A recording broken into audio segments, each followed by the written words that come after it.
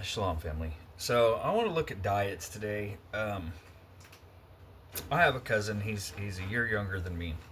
He lives in Wisconsin. Um, and he's one of those. He's a really good cook. And in our youth, we both worked in various restaurants and stuff like that. But he is now on the Mediterranean diet, and he's the one. He argues with me. You don't need all meat. Da da da. I'm a carnivore, and while I do eat certain plants, I don't base my entire diet off plant life or grains. That's I follow the biblical diet. You see, and there's a huge difference between the true biblical diet, the Mediterranean diet, going with an all Asian diet, and we'll compare the vegan diet. In the year of 2026, we have centuries worth of research available to us. Whether or not you decide to go access this information and learn for yourself about this stuff, you're going on a superficial belief because you were told something. And just like my cousin, he believes this diet to be good. But I'm going to tell you right now, if there is any diet claiming to be the best diet for you and they include pork in that diet, that is absolutely probably one of the most worst diets you could be on. Pork, not only is it biblically unclean, it is scientifically proven that you cannot remove the parasites from pork. You can't. You cannot cook the parasites out of swine. Swine doesn't sweat. It wallers in mud. It lives in mud. It eats its own feces. They will eat each other if they die in a pen together. If a hog dies in the pen with other hogs, they will consume that pig before you can get in there and remove its carcass. They're nasty, nasty animals, and they're detrimental to your health.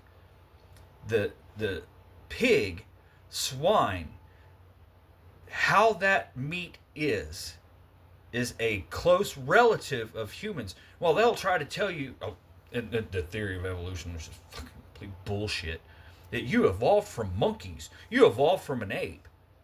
We have no similarities to apes other than we have phalanges.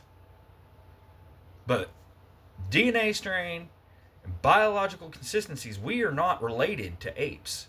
There's no relation to humans to apes. However, we are a close relative of swine. The pig heart, for instance, is exactly like a human heart.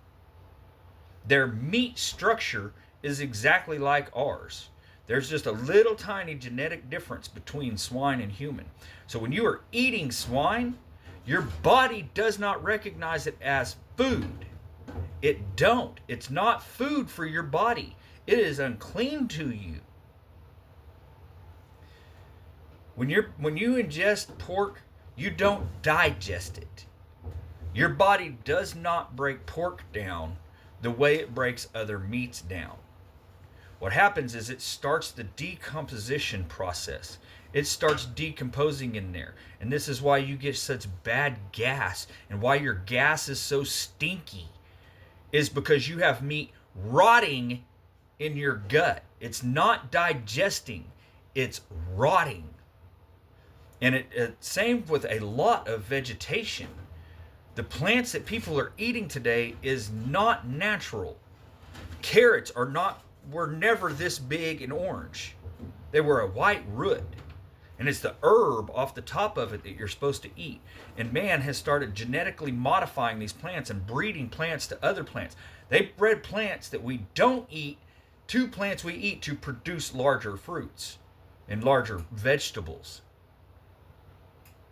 Okay, and so there is plants our bodies aren't going to digest because they do not recognize it as food.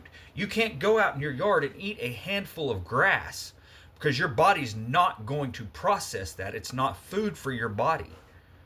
And this is why it's important, even if you're not a religious person, and this has nothing to do with religion. This has to do with your creator. The one who created you and created the food for you He gave you a list. If you go into the book of Leviticus and you go into Leviticus 11, okay, there is an entire chapter on what is best for your body and what is worst for it. And that's where our Creator, if He said, this is an abomination to you. What is an abomination? It's bad for you. These are bad for you. You should not eat these. Don't eat the swine. Don't eat the shellfish. Don't eat crab. Don't eat lobster. Don't eat the turtle.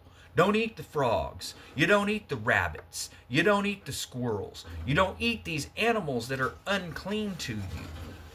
It's not because our Father is like, I don't want you eating these delicacies. No, it is literally bad for your health for you to consume these animals. I don't care who told you this diet is the best. If that diet includes pork, it is detrimental to your health. It is bad for you. See, so if you're on this health journey and you want to start eating clean and man, you're going through all these different diets, people's telling you this thing, oh, go keto, go this, go that. The best for you, go carnivore. Beef, elk, deer, moose, ox, lamb, goat. These are the red meats that is best for your body. Poultry, the fowl, is good for you. Chicken, turkey, quail, pheasant. These are good for you. Duck, geese. These are bad for you. They live in the water. They spend most of their time in the water. They're bad for you. You're not. If it's in the water, it's supposed to have fins and scales. If you're eating catfish, catfish does not have scales. That is a smooth-skinned fish, and it's an abomination to you. It is bad for your health. These things our Father said is an abomination is bad for you. It's not because He's trying to be mean and make you just follow this rule. He's like, no, look, these animals right here, man, you eat these animals, this is going to make you the best being you can be. If you're eating this stuff that's an abomination to you, it's going to make you unhealthy.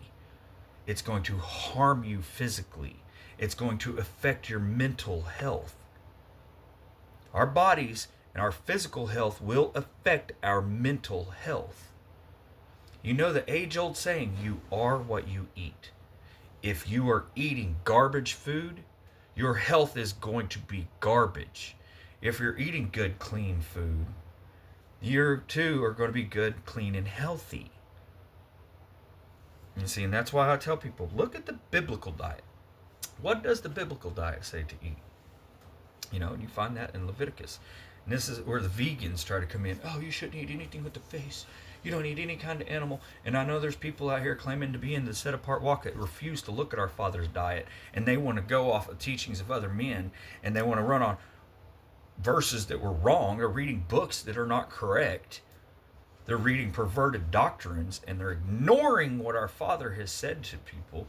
And we can see in the book of Genesis where He says, these animals you eat. You eat these animals. This is for you. This is for your food. You know? Every creature, 9. It's in Genesis 9. Every creeping creature that lives is food for you. I have given you all as I gave the green plants. But do not eat flesh with its life or its blood. So you don't eat live animals. You don't go out in your pasture and cut a hunk of fucking meat off a living cow and eat it. No, you slaughter the cow, you drain its blood, you cook and consume the meat. You don't eat it alive. You don't eat it while it's in its flesh. You don't eat it while the blood's still in it. And when you harvest animals, you drain that blood. So you vegans that are trying to be in the set-apart walk, you need to listen to your Father. Go read Leviticus 11 because He's told you what is best for your body. And anybody just seeking the best for their health, read Leviticus 11. Obey what Leviticus 11 says. And you're going to be in the best health possible. Father knows best. Shalom.